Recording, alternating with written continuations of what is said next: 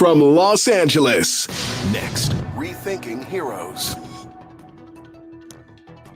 What happens when the CIA, when the Vietnam Veterans Association, when the Oscars, when all of it gets together as one large cluster?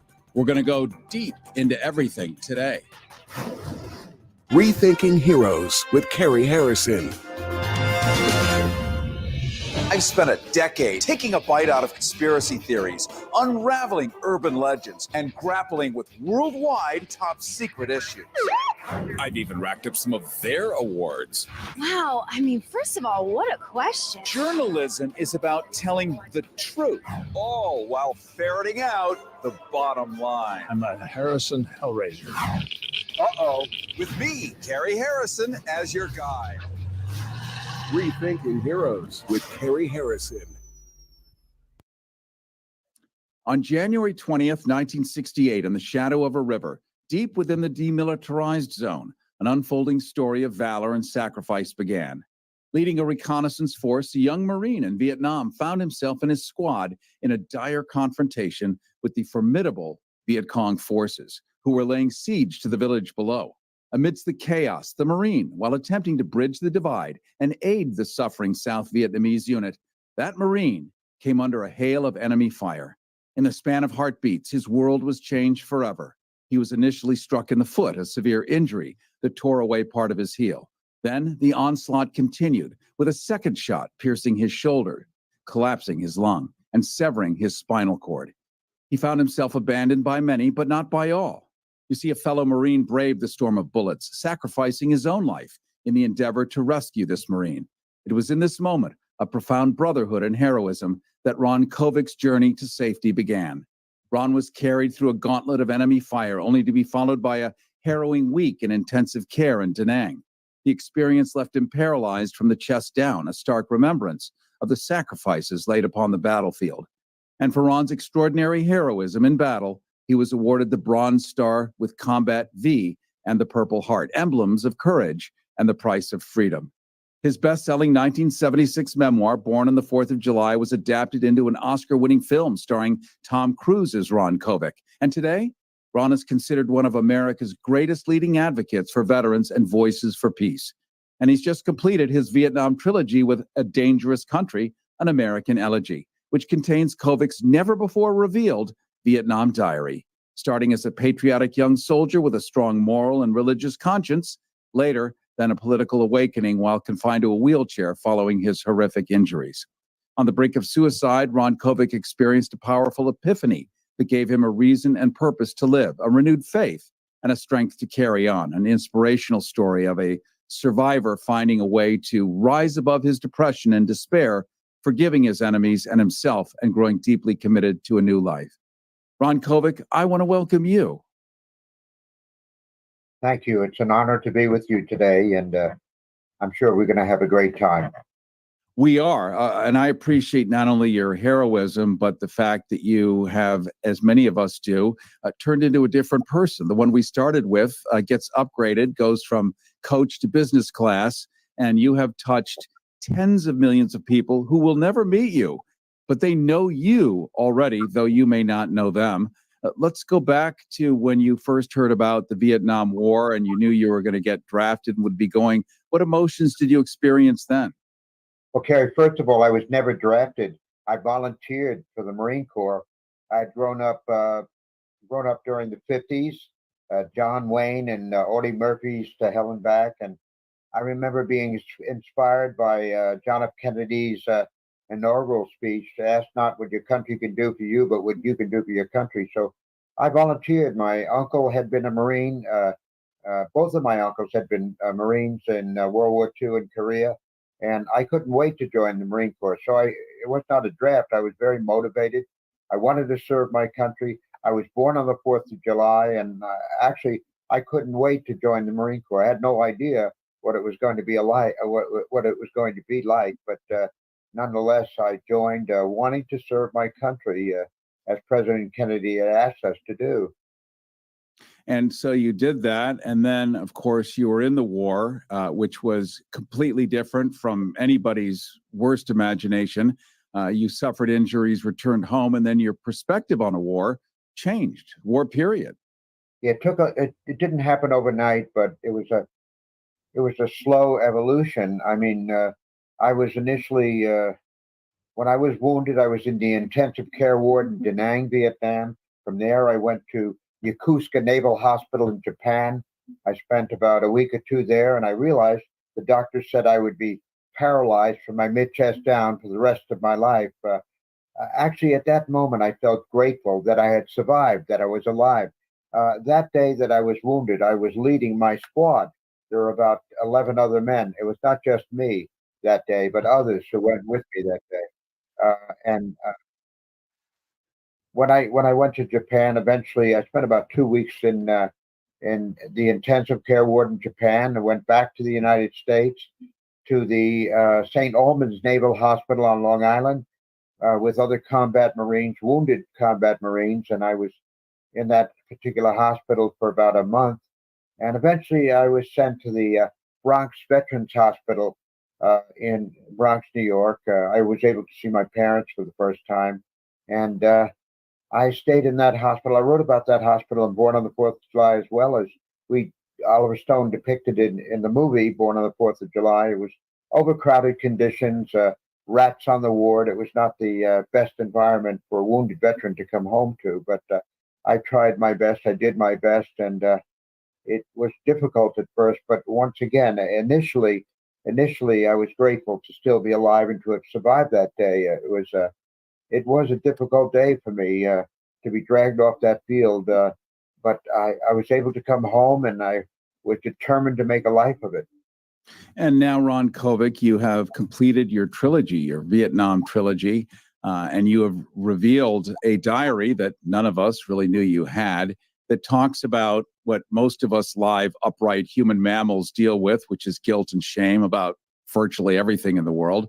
But you had one specific instance in this where you had the accidental killing of a fellow Marine, which was just as crippling as your physical injuries. It was devastating. We were in a heavy firefight, and it was difficult to tell who the enemy was. And I wrote about it as honestly and as graphically as possible. I initially wrote about it in Born on the 4th of July, but I wrote about it in great detail in my last book, the book that I've just completed, A Dangerous Country, and it affected me deeply, changed my life profoundly.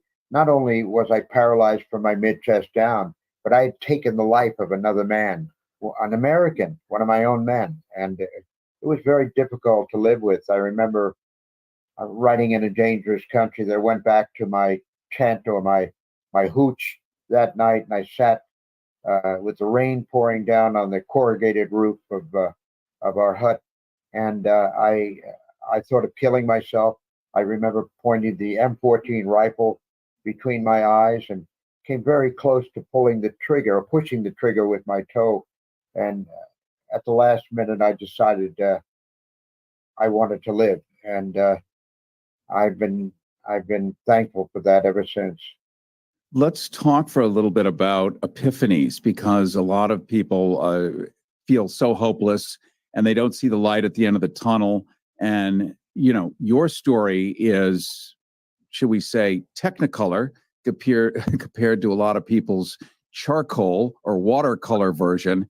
Yet you had this epiphany, a powerful epiphany that gave you a reason and a purpose to live, to stay alive, and to do something. Tell us about that. Yeah, I had lost my faith. I grew up Catholic. Actually, when I was 17 years old, I wanted to be a priest. I wanted to be a Catholic priest. I grew up in a very religious family, very Catholic family. We had holy water.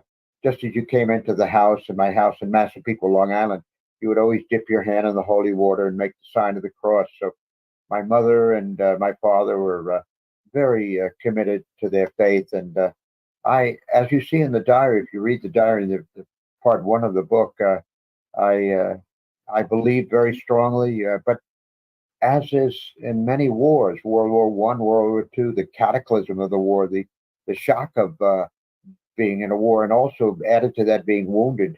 In my case, a devastating wound.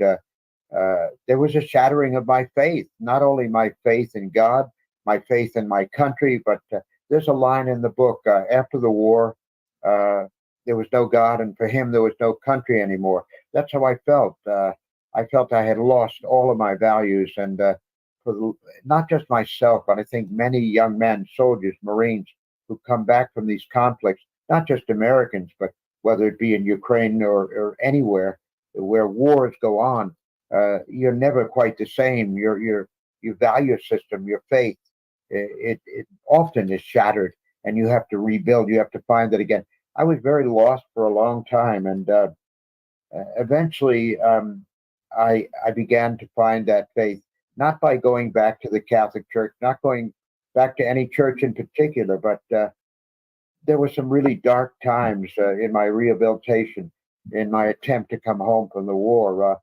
There were periods when I was very depressed, when I suffered from post-traumatic stress disorder, when I had constant nightmares, when I had anxiety attacks. I don't know how I made it. I don't know how I made it through that emotional turmoil those years. I could not sleep at night. I had terrible insomnia. I was tormented emotionally, not just paralyzed. I had to deal with that every day, but also sometimes I rarely slept at all at night, and I just tried to survive from one day to the next. It was not easy. It took many, many years for me to even be able to sleep normally at night. I don't know how I made it through those years. I don't know, but eventually, if I have anything to share with those who might be going through difficult times right now, the one thing I would say to them today would be never, never give up. Don't give up. Just no matter how impossible it seems, no matter how painful you may be and emotionally, physically right now, don't give up. Continue on. And if you continue on, at least there may be the possibility that you can emerge from this darkness and this difficulty, and you can come through these hard times. I that's the one thing, the most important thing I would share with anyone who's suffering right now would be don't give up. Just, hang in there another day and another day and another day, and hopefully the skies will clear.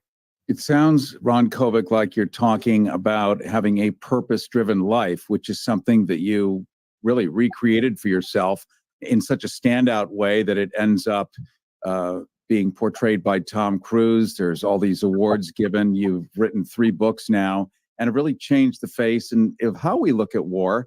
And the whole Vietnam era just didn't vanish away into the clouds as sort of a bad memory, but you kept it alive. And right now we've got Vietnam War vets listening. We've got Korean War vets listening. Probably not any more World War II vets, but certainly tens of thousands, if not millions of people who can relate to your battle. We're talking to Ron Kovic. He did serve 2 tours of duty during the Vietnam War and has been in a wheelchair ever since. The Oliver Stone Tom Cruise Academy Award-winning film Born on the 4th of July was based on Ron Kovic's best-selling memoir. And today, Ron is known as one of the country's most powerful and passionate pro-veteran voices for peace, and has completed his Vietnam trilogy with a poignant, inspiring, and deeply personal elegy to America. And Ron, I met you back in 2007. I had put together a parade for world peace, and we brought in Arun Gandhi, Mahatma Gandhi's surviving grandson, and you were there. That was in L.A. Muhammad. Yes. No, that was Gandhi. Yeah. Yes, it was Arun Gandhi. I remember that day. Yes, and we met briefly then, but you were swarmed with people. So I got to extend a hand, shake yours for 1/10 of a millionth of a second. So really, this is the first time we're meeting.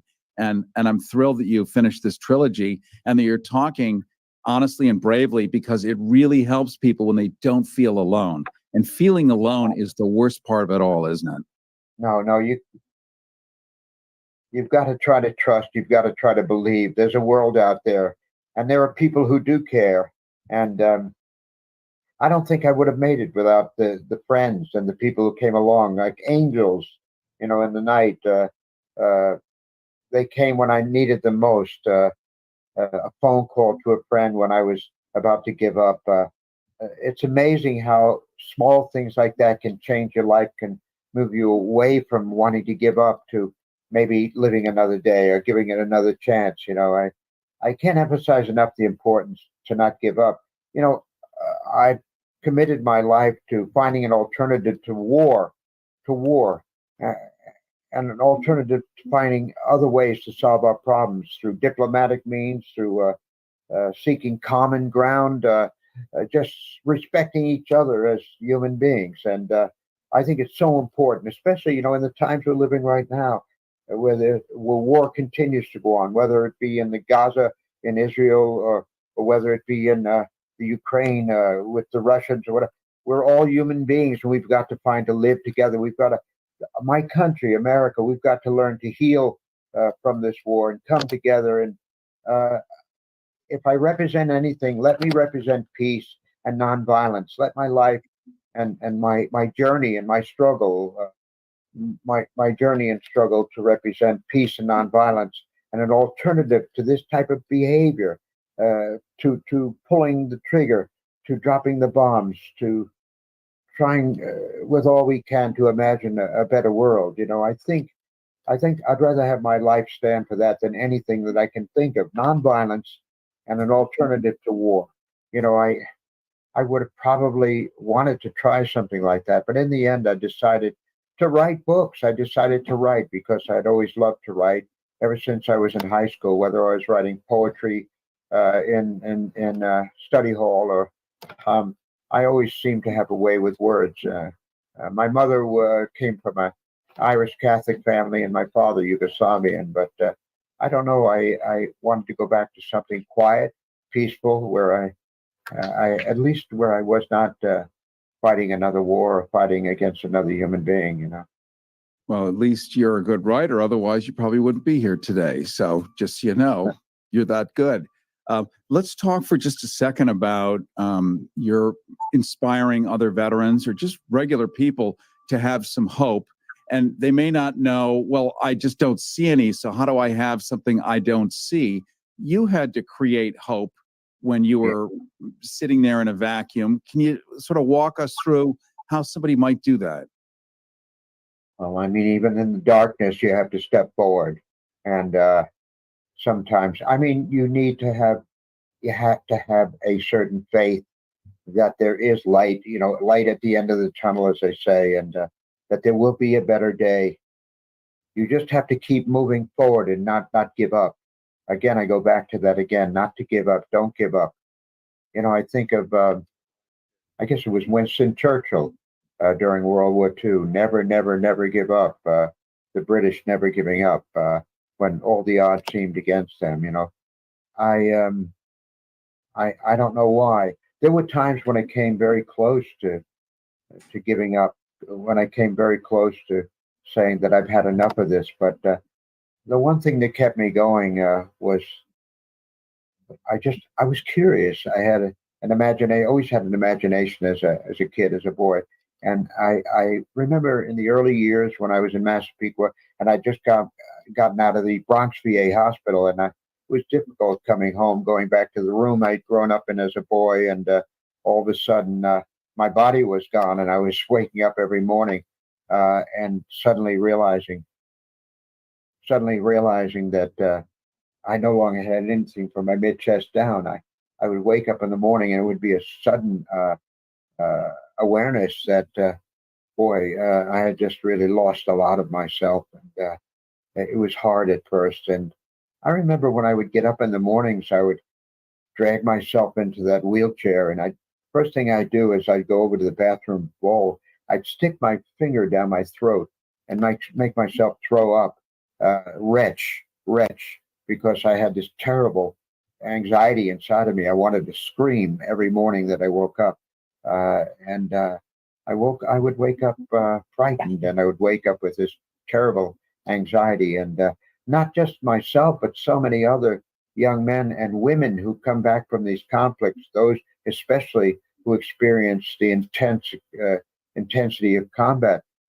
They come back with these nightmares and anxiety attacks.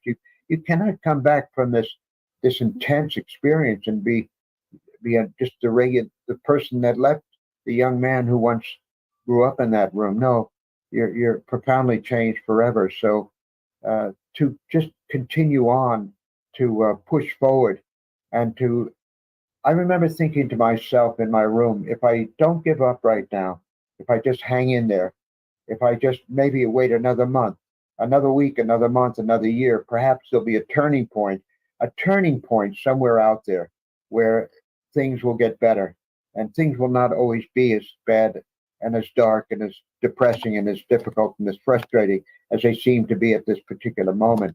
If you keep going forward, I thought to myself, if I don't give up, I'm increasing the possibility that possibly somewhere out there, there'll be a better day. And for me, I never imagined that the better day for me would be a book being reviewed on the front page of the Sunday New York Times Book Review and getting a rave review.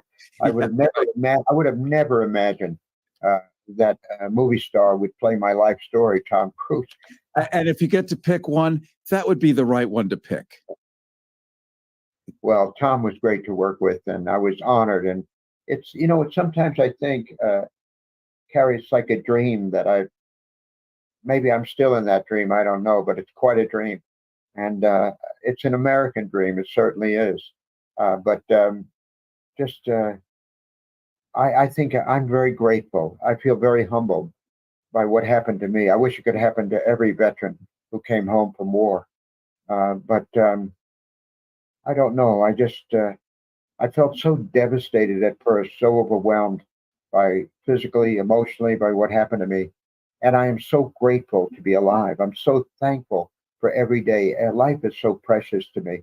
And it's been that way for quite a while now. Life is very precious. It's a gift. And I want to make the days that remain in this time on this earth, this precious earth, I want them to count. I want to be able to give back, contribute. And I think hopefully I've done that with the Vietnam trilogy that I've just completed. I want people to read these books. I want them to understand, at least from my perspective, what war was like for me, so that hopefully they can begin to imagine a better way to solve our problems, a better way to deal with these conflicts. Let's end with talking about the importance of community and also the willingness to be able to ask for help, which seems impossible for a lot of people because we're raised in a culture where we don't ask for help. Pull yourself up by your bootstraps, do it on your own. But really, the way ahead is with community and getting help. And people actually like helping each other. That's part of the solution, isn't it? Yeah, you're doing a favor for someone else when you ask for help. You are really. You don't recognize it at first, but people want to help and they want to assist and people are moved by people who are struggling in this world. Believe me, whether it be psychologically, emotionally, or physically, people do care. They do care, and they're waiting out there. They're waiting to help you. So you must reach out. And I remember how difficult it was for me and how frustrating. And I grew up in that American culture, John Wayne type of culture. Pull yourself up from your bootstraps. But what do you do when you have no bootstraps? What do you do when you're naked and alone and afraid in that darkness in that room early in the morning? How do you handle that? You just keep going. I'm saying that again and again today, but I mean it. You keep going. You keep persisting. You don't give up. You imagine a better day, and you imagine that you're going to move through this, and something wonderful, hopefully, something great is going to happen to you if you just don't give up. There's something wonderful. Just as there may be something painful waiting out there, I think we all need to also believe that something really miraculous may be waiting for us out there, something that we don't even expect, don't even imagine, something that we can't see at this particular moment that's going to come our way, that's going to change our life, that's going to give us hope. Hope is so important, hope and faith. Yeah. I have no idea how all of this is going to shake out. You've been there. You remember what the politics were like above at the time. But I don't know that we've ever seen this kind of madness from all parts, whether it's in Hungary, Poland, Russia, the United States, with the Tangerine Man, and just all of them kumbayaing in a giant, psychotic, Himmler-esque dance together. Well said. Well said. Well said. Very articulate and beautifully said. But it's time we come together, time we believe we can make a difference, time believe that this is not going to take us down. We're going to move through this dark period also, and we're going to move toward a brighter day. We will, together, we will do it. If I have any purpose in life, it's to continue to move forward and to hold that banner up high of peace, nonviolence, and hope for our future. It's great meeting you and seeing you again. It was great, I'm sure, meeting you on the street that day. And that was a beautiful day quite a few years ago. Yeah. Yeah, I was on Air America at the time. And that was an idea, was to get 10,000 listeners to show up, storm Hollywood Boulevard, and then end up at the steps of CNN, because they weren't going to come out and cover the entire middle of the city being flooded by people. They were not interested. So we put Daryl Hannah in the very front, dumped some ice water on her chest, turned her into a wet T-shirt. They suddenly came down the elevator, and this 10,000 people were suddenly interesting. Amazing. You should write books. You're a great storyteller. You should be writing books as well. All right. Well, I'm going to probably transcribe these shows, because that would be the easier, softer way. That would be great. Well, I appreciate it, my friend. Thank you so much, Ron, and looking forward to staying connected, okay? My best to you and all my veteran brothers and sisters. Ron Kovic served 2 tours of duty during the Vietnam War, has been in a wheelchair ever since. The Oliver Stone Tom Cruise Academy Award-winning film Born on the 4th of July was based on Kovic's best-selling memoir. And today, Ron is known as one of the country's most powerful and passionate pro-veteran voices for peace, and has completed his Vietnam trilogy with a poignant, inspiring.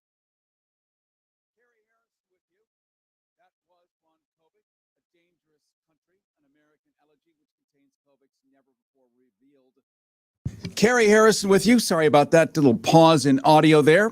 We are live streaming from all over the country at the moment. We had a little glitch. Reminding you, you can watch this as live video right here, right now. Go to rethinkingheroes.com, rethinkingheroes.com, and you can watch the live video, which means if you're trapped in a car, you can get out of the car and start using your iPhone, your Droid, whatever. Anything with a chip and a signal, just go to rethinkingheroes.com and watch this live video. I want to make available to you right now Ron Kovic's book, A Dangerous Company, An American Elegy.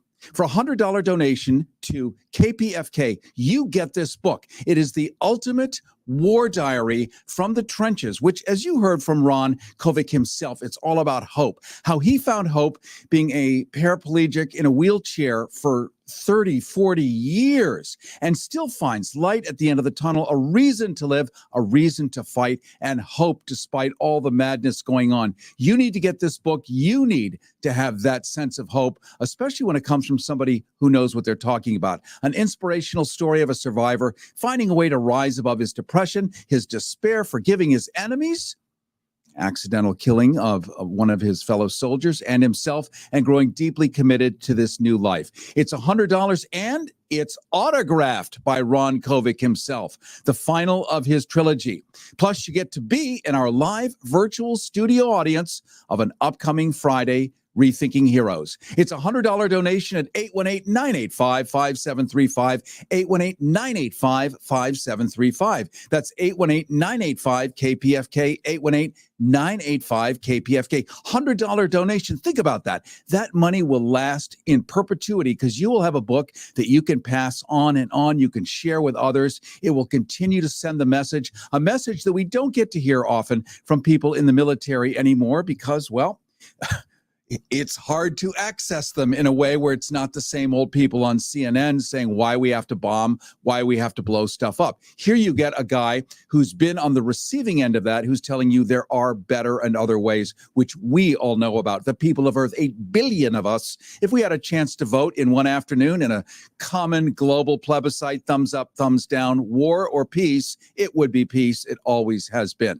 $100 donation to KPFK at 818-985-5735. 735, you get the autographed book, A Dangerous Company, An American Elegy by Ron Kovic. This is the final in his trilogy. It's like having the third volume of The Hobbit.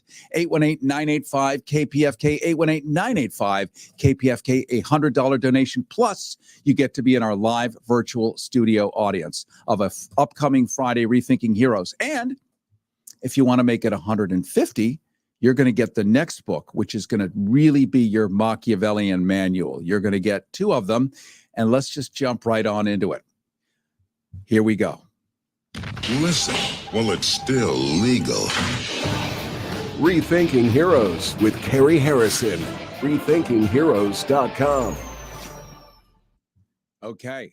I want to welcome you to a journey through the lessons learned in the crucibles of war by John Curbo, a post-9/11 war veteran with a specialty in PSYOPS for psychological operations, along with being a space Power Ranger.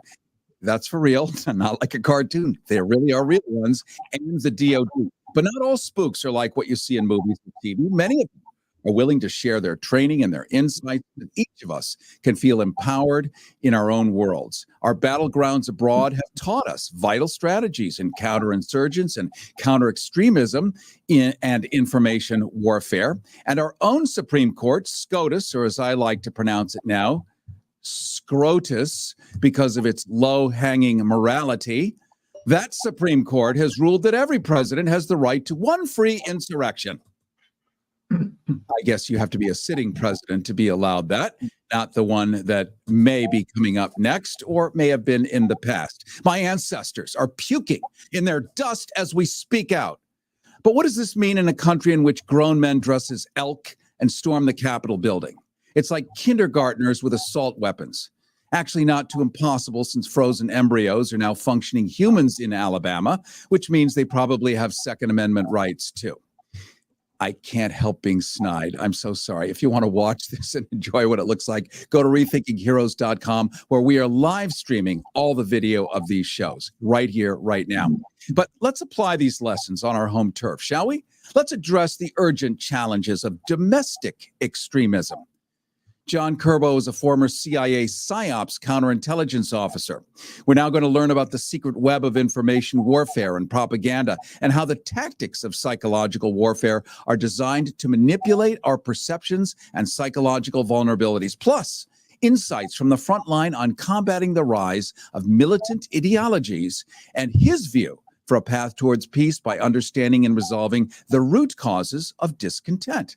Finally, John is going to speak directly to our veterans who have been increasingly targeted by extremist narratives, urging a reclaim. He's urging a reclaim of true patriotism for the common good and warrior ethos from the grips of current domestic fanaticism. And that's code for you know what?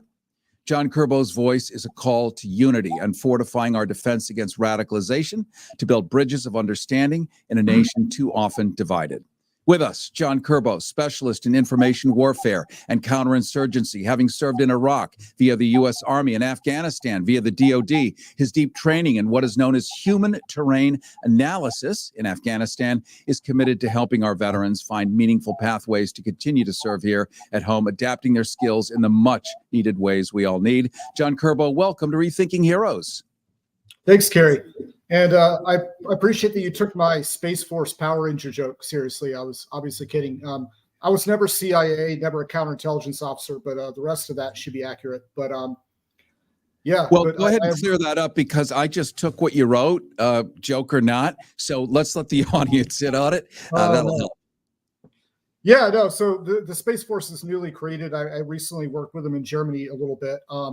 And so there's a lot of jokes about, I'm a Power Ranger, Space Force, stolen valor. People tend to throw around, lots of memes of humor in the veteran community because a lot of people claim to be different types of veterans. But the wider theme here, I think, is that a lot of our love for the military and the ideals behind military service, the uniform, the flag, a lot of these ideals have been weaponized, and our love for the military and veterans has been weaponized to a degree by certain extremist narratives that I think are a radical departure from our founding values and from the true meaning of patriotism and military service. And that's what I wanted to do, is build a bridge with people, especially conservatives, because this doesn't need to be a zero-sum game. It doesn't need to be a left versus right binary, us versus them. You could be a patriot and love America and seek out a kind of camaraderie and warrior ethos without joining an extremist militia. And I think driving that wedge is something veterans are in a good position to do. And that's partly why I wrote the book.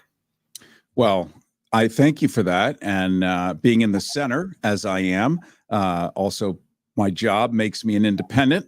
My ancestors, having signed the Declaration of Independence, having also framed the Constitution, I can tell you we were not missing teeth and wearing MAGA hats. Not at all. Their overarching, constant reminder in the Constitution was the commonwealth, the commons, the commons, the commons. We share, we the people, not we the 14 people sitting over in the corner. We, all of the people, sure, not unveiled successfully. Hundreds of years of naughty behavior, but the spirit is there. And that's what you're speaking to, is that we're now in crazy land, and it's not even embarrassing for someone from, say, the White House or the Capitol building to say outrageous things that are literally not true. Like, imagine the president telling you to blow bleach up your rear end to kill a virus. Do you know how many people died that did that? A lot. And in the state of Florida, another one, Ron DeSantis, was doing the same thing, and he lost a whole lot of his own voters. But that's the short-term thinking. And that's kind of this crazy thinking, because it doesn't have a long-term strategy. It has a get-rich-quick strategy, sort of like P.T. Barnum in government. Interesting. Well, I didn't realize that I could just, because I've worked at a lot of high-level, like European Command or U.S. Army Europe Central Command. I've been in lots of SCIFs. I wasn't aware that I could just take out top secret classified information and leave it at my house and then refuse to cooperate when they want it back. I think if I did that, I would be in handcuffs and tossed into Fort Leavenworth very, very quickly. And I think most anybody in the military would tell you the same thing. So this has been a bit mind-blowing. Whatever loopholes exist that allow this to happen without immediate, it's just, the whole thing is beyond me. But well, let's jump into your book here, because you and I could go down a rabbit hole forever and have the best time in the world. But you're on here, really. We want to share your expertise and also make your book available to people so that they can understand how we got to where we got today, which is what you speak about, and what we can do about it in the future. Most importantly, as people feel absolutely dejected and truly hopeless with madness happening around the globe, whether it's in Hungary, Poland, Russia, here in the United States, starting up in Canada. Haiti is just on fire as we speak. It's along with the California wildfires. Just everything is going nuts, but there is a way through. Let's talk about radicalization. What does it take for some normal person to suddenly go haywire like this? Well, that's the thing. It's usually not instantaneous. And a mistake a lot of liberals make, and I say this with an olive branch, they tend to think of things in very black and white ways. They think like, extremists are in one category, then there's good people. And it's really much more nuanced. There are some hardcore firebrand extremists. There are some people that are outright hateful, but most people who get radicalized do so gradually. They don't believe they're being radicalized. And a lot of it involves algorithms, echo chambers, being fed the same ideas. And we talked about this before, and the book talks about it. The human brain is hardwired by evolution to try to filter out counter evidence and look for things that confirm a belief. So the brain doesn't want to be wrong. The brain wants to seek out confirmation of belief, confirmation bias. So that wishful thinking, that engine of belief in our minds, allow people to sort of go deeper and deeper down these rabbit holes, and then they're selectively exposed to more and more of these narratives. And this radicalization starts with very benign things. We see it now with a resurgence of Holocaust denial and conspiracies about Jews, the same stuff that's been around for a while. And they say, well, if we're being lied to about this or that, what else are we being lied to? Then they go down these rabbit holes to talk about deeper and deeper conspiracies. But a lot of it also is about this kind of binary us versus them thinking, where the only way to preserve someone's way of life, their identity, their sacred freedom, is through pathways of violence. And a lot of people at January 6th, I mean, there were some there that I think were genuinely hateful, but some truly believed, they really believed that the election was stolen and that their republic or their country was in danger. And they actually were acting on that belief. And I remember a decade or two ago, it was liberals who had a hard time understanding that a lot of Islamic extremists really believed what they were doing. it wasn't just culture and socioeconomics. There were people that believe in paradise and martyrdom and will fly planes into buildings. Now we see a lot of conservatives, everyday conservatives, not even extremists, just everyday people, failing to realize that a lot of these people really are extreme. They really do believe what they're doing, and it is dangerous, and beliefs can have violent consequences.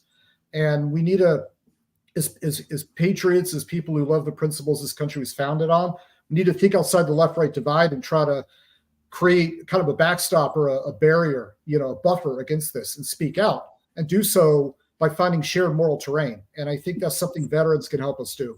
Let's jump into that. We heard earlier from Ron Kovic talk about a superhero, a movie, a person about whom an Oscar-nominated movie was made, Golden Globe winner, born on the 4th of July, starring Tom Cruise. He is vociferous about the fight for peace, the mission for it, and the reasonableness of it, and the sanity of it. Yet, as you point out, and it is true, people, the Kardashians are not clear about, is the earth round or flat anymore. Even if they're just joking, it gets out, gets 10 million likes. And guess what? A month of studying Copernicus and Sir Isaac Newton in school, well, people are not sure anymore, and they're 14 years old, and there's no Walter Cronkite to bring sanity back into the room and give an idea. So we have something called QAnon, for instance. You write about that. Totally fabricated, but real as hell for people. Well, I think that's I think it's chapter 3 or 4, but basically I think that QAnon is literally more unrealistic than the plot of Indiana Jones and the Temple of Doom. Like, there's more chance of you actually finding Molaram, doing human sacrifice in a lava cave than there is of QAnon being true. There's so many points where QAnon falls apart as a coherent belief system. In fact, I think the plot of all 4 Lethal Weapon movies put together would be more likely than QAnon. The thing is, a lot of people think, well, if you believe in QAnon, it must be because you're bad or you're stupid. That's not true. Plenty of intelligent, smart people buy into conspiracies because smart people are better at rationalizing,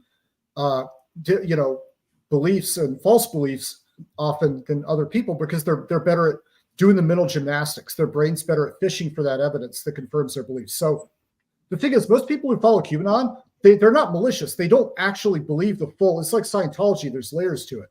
Like, there is a neo-Nazi version of QAnon where the Jews are behind a shadowy cabal, and it looks like the Protocols of the Elders of Zion, which was promoted by Adolf Hitler and the Nazis, right? But most people who believe in QAnon they're not following that version. They're following a much more benign version. It's like a spectrum. There's your Walmart shopper version of QAnon, which is like, sex trafficking's real, Epstein's real, they're hiding stuff, and it's evil, and there's stuff we don't know, and we need to stop it. And I agree with all of that. That's actually true. There is stuff we don't know, and there are some terrible things going on. And then they get pulled a little more into it. So it's a spectrum. But where it's dangerous is it has radicalized people to violence. And the book lists tons of examples where QAnon is actually tangibly a dangerous belief. And the main example is, imagine actually believing, and this is where beliefs matter, believing that your next door neighbor was not only a pedophile, but engaging in sex slavery and child trafficking. And you believe that there's nothing the government could do about it. None of the agencies will ever find out. It's deep state, it's secret, and your neighbor is actually doing human trafficking with children. You would be morally obligated to stop him or her. In fact, you could argue you would want to kill that person if you really truly believe this. Now imagine fully believing that everyone from Tom Hanks to Ellen DeGeneres to Hillary, Nancy Pelosi, half of Hollywood and the Dems are literally engaged in this Temple of Doom scenario. It's always Hillary at the top. Let's just admit it. Of course. Yeah, right. I mean, and so, if you really believe that, that can lead people to go on a shooting spree. The Pizzagate was an example promoted by Jack Posobiec, and that radicalized a shooter who actually did fire off, a weapon in a restaurant. So we're going to jump into how propaganda actually works, because I think that's a real educational component. Let me just reintroduce you. We are live streaming, by the way. If you go to rethinkingheroes.com, you can see John Curbo, who's with us right now, a former PSYOPS specialist in information warfares and counterinsurgency. His expertise, propaganda and domestic terrorism. He served in Iraq and Afghanistan, even in Space Force, not the cartoon cartoon version, now focused on helping veterans find better pathways to continue to serve here at home. He's got a new book called Combating Domestic Extremism, a post 9/11 war veterans perspective. And it's the ultimate manual on military propaganda and our own regular media propaganda, including QAnon, social media, etc., and how our own general population is being radicalized and hoodwinked by techniques we first became familiar with in the Middle East. And John Curbo, let's talk a little bit about propaganda and how that works and why we believe this stuff. We all studied World War II, even if it were for 5 minutes, and we learned to know about this stuff. Yet, boy, do we eat it like a delicious meal. Yeah, well, it does taste good. It tastes good to the reward chemicals in the brain, and it often feels good to believe something. The brain literally often releases pathways of reward chemicals when you confirm a belief. And so you're right, World War II, Madison Avenue and advertising took from the same playbook of psychology and marketing that was used by both, the Allies in World War II and by Joseph Goebbels. So it's sort of like, I use the analogy, the Force in Star Wars. PSYOP is like the Force. It's not good or evil, but you could tap into it and use it. And unfortunately, we have way too many Sith and not enough Jedi to counter the propaganda. Or you could say it's like turning a lot of us on with the Star Wars metaphors. Well, I could use a Harry Potter. We went to JFK Special That's Forces. right. We do Special Forces and PSYOP. And that's like our Hogwarts, right? But propaganda, you're just propagating a message. But what PSYOP does is you identify a target audience and understand the best ways to reach and influence them to affect a kind of behavioral change. What are the best pathways to target their psychological vulnerabilities and nudge them in the direction? And a big way this happens, especially in propaganda, whether it's far left, far right, or Islamist propaganda, it's what I call ideological pickup art. And what I mean by that is, it's like when you go to a bar and you lie to someone because you want to get laid. Basically, they mirror back people's value systems and they speak their moral language. So if it's far left propaganda, that, for example, Hamas weaponizing concepts like anti-colonialism and social justice and liberation. These are concepts people can identify with, but they often use them to create a point of entry into the brain by mirroring someone's belief system to promote a more radical militant agenda. Same thing with the far right. They speak the language of patriotism, love of the military, the Constitution. These are all good things, but that resonates with people who identify with those things. They'll say, well, they talk like me. They're speaking my moral language, so they must be good people. This is why a salesperson would put on a Southern accent. If I'm calling you and I'm actually originally from Georgia and I'll say, hey, how you doing? And I talk like that, you're going to think, well, that's one of my people. I identify with them more, right? So, they say at Goldman Sachs, know your audience. Yeah, and absolutely. And the top salespeople, they'll put on dialects and accents, talk like this if they're in Alabama, where the frozen embryo has Second Amendment rights, First Amendment rights. And by God, you get right through the door and immediately you can sell that vacuum cleaner. Let's take a look, John Curbo, because you do talk in your book about the kind of the plot of the play. It's not that it's just happening, but there's sort of an end game here. And somebody's paying for this stuff. Somebody wants something in the end with all of us to be knuckle walking Hispidulite nitwits.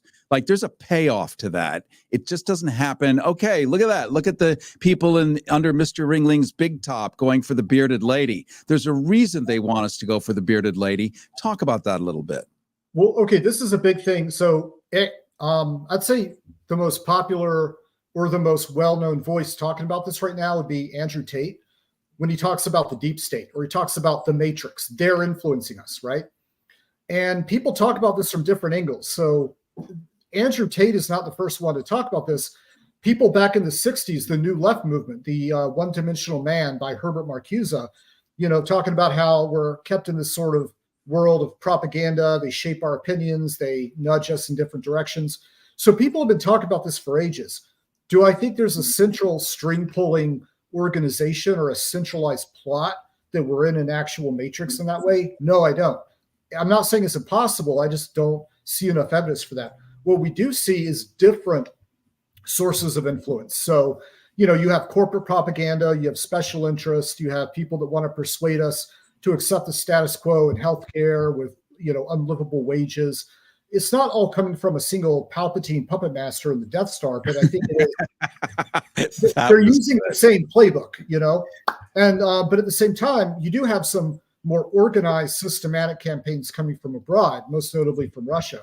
And they use the same information warfare process that we use as well.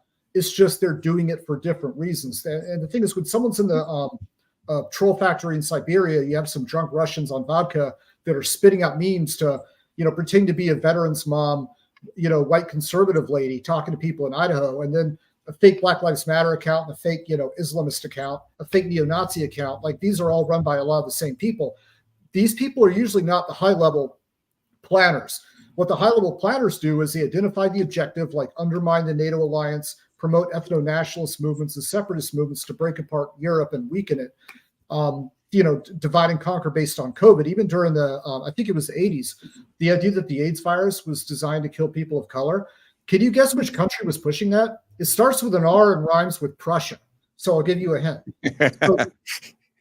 So this is the point: is they identify these objectives, then they look at their target audiences, and they understand, these high-level information warfare planners understand how conservatives think, how liberals think, how student activists and protesters think. They understand how to get into your head, hack your value system, and use their ideological pickup art to sweet talk you with their different, their use of moral psychology and saying the right words, using the right symbols, Molin Labe, gung-ho, guns, God, church, or for liberals, egalitarianism and social justice. They will weaponize these things and to then nudge that target audience in the direction they want. What they then do, they give the scripts and the messages to the trolls behind the computer, who then crank them out. So it's a sustained messaging campaign based on detailed analysis of audiences and how to get in their head, and then the symbols to use and the way the messages are framed, and then how to push it out over social media. This is all deliberate. I mean, there's a lot of random trolls as well. And, most propaganda is just random. It's not like organized, but the organized campaigns are very systematic. And so if we learn this playbook, we can harden ourselves and protect ourselves far more than any amount of guns or bunkers ever can. Because if you can hack someone's mind, if your mind is a vulnerability, that's a weak point. And this should appeal to everybody across the left-right spectrum. What a great way to end, John Curbo. Thank you so much for joining us. You can see how well he speaks extemporaneously. Imagine how he writes. That's why his book is so worth reading. If you want the Machiavellian manual, this is the one. John Curbo, former PSYOPS specialist in information warfare, counterinsurgency, expertise in propaganda and domestic terrorism, served in Iraq and Afghanistan, now focused on helping our veterans find better pathways to continue serve here at home, adapting their skills in much needed ways. His new book, Combating Domestic Extremism, a post 9/11 war veterans perspective, and it's the ultimate manual on military propaganda and how our own general population is being radicalized by techniques we first became familiar with in the Middle East and certainly had a hand in. Let's just admit that, shall we? Let's jump right on into why you need to get this book and what you get. We heard first from Ron Kovic, who served 2 tours of duty during Vietnam War, has been in a wheelchair ever since. The Oliver Stone Tom Cruise Academy Award-winning film Born on the 4th of July was based on Ron Kovic's best-selling memoir. Today, Ron is known as one of the country's most powerful and passionate pro-veteran voices for peace and has completed his Vietnam trilogy, a poignant, inspiring, and deeply personal elegy to America. That book is available to you along with A Dangerous Country in America, along with Combating Domestic Extremism. And we just heard from John Curbo. Both books for a $150 donation. Wow. 2 giant books for a $150 donation to KPFK. You get them. All you need to know about how we got to where we are today and where we can go to get out through this. But it's written out by guys who have been in the field, who know what's going on. This is not armchair psychology. This is guys in the heart and soul of the U.S. military's PSYOPs. This is veterans who have studied decades of combat and understand what all of this is and how you and I can get through and deal with it. $150 donation, plus you get to be in our live virtual studio audience, live video streaming on one of our upcoming shows. You get the 2 books and you get to be in the live virtual studio audience. $150 donation to KPFK at 818-985-5735, 818-985 KPFK. That's 818-985-5735. Pick up that phone. Look at them light up. Boom, boom, boom. I love the twinkling. I love the Christmas time of it all. 818-985-KPFK, 818-985-5735. $150 donation. You get 2 books. You get Ron Kovic's book. You get John Kerbo's book. One is about the diary from Vietnam that you've never seen before, that shows you how to have hope during a time of hopelessness and fascism growing up all around us right now. His plan for getting through it and how you can hope and stay strong. Plus, then you get John Kerbo's book, Combating Domestic Extremism, how you, the same way, have the tools that you were never given before and that the news won't give you.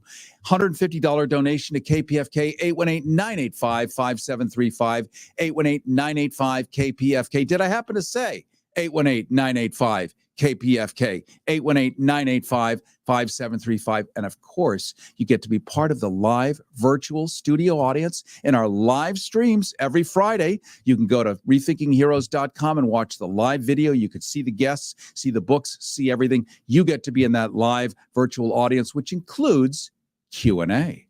Oh, better than open phones. Real Q&A, real time. $150 donation to KPFK, 818-985-5735, 818-985-KPFK.